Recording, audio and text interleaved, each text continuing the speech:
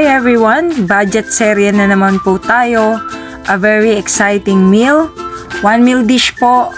And very excited ako kasi matipid itong meal na gagawin natin.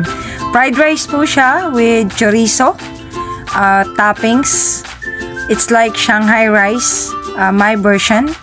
And top with sunny side up egg. Siyempre, pwedeng kumain ng masarap na hindi gumagastos ng napakalaking budget.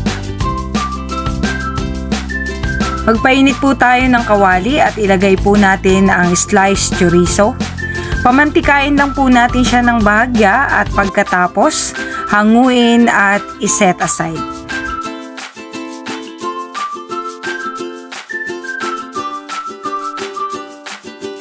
Pagkahango, dadagdagan ko ng kaunting mantika.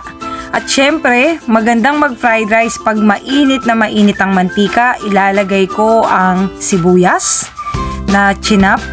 At pagkatapos, haluin po natin ang bahagya. Ang reason po bakit kailangan mainit ang mantika para hindi po dumikit ang ating rice sa pan.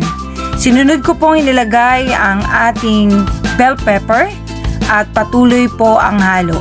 Sa hindi po kayo mag-manage ng high heat, pwede nyo pong gawing moderate. At nga pala, naglagay ako ng konting oyster sauce kasama ng sibuyas at bell pepper. At isinunod kong inilagay ang ating chorizo. Mabilis lamang po ang ating recipe. At pagkatapos, idinagdag ko ang ating rice na pinalamig. At patuloy ang halo. Pwede po kayong gumamit ng 2 sandok. At haluin nyo po siya para hindi po madurog ang butil ng kanin.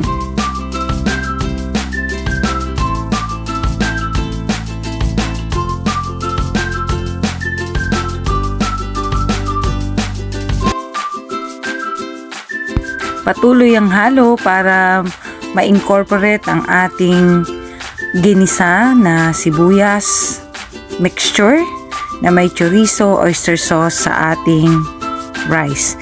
Nagdagdag ako ng pepper at ng seasoning.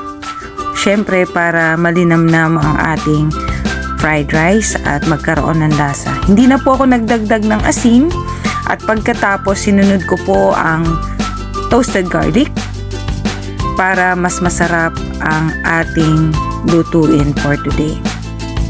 Pagkaraan, nagdagdag ako ng mga 1 to 2 tablespoon ng toyo para ma-achieve natin ang mas magandang kulay at lasa ng ating fried rice.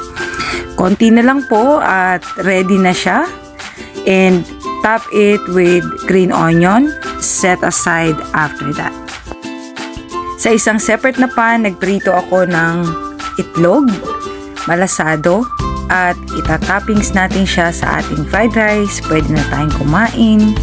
Magandang buhay. Simple, masarap, hindi magastos. One meal dish.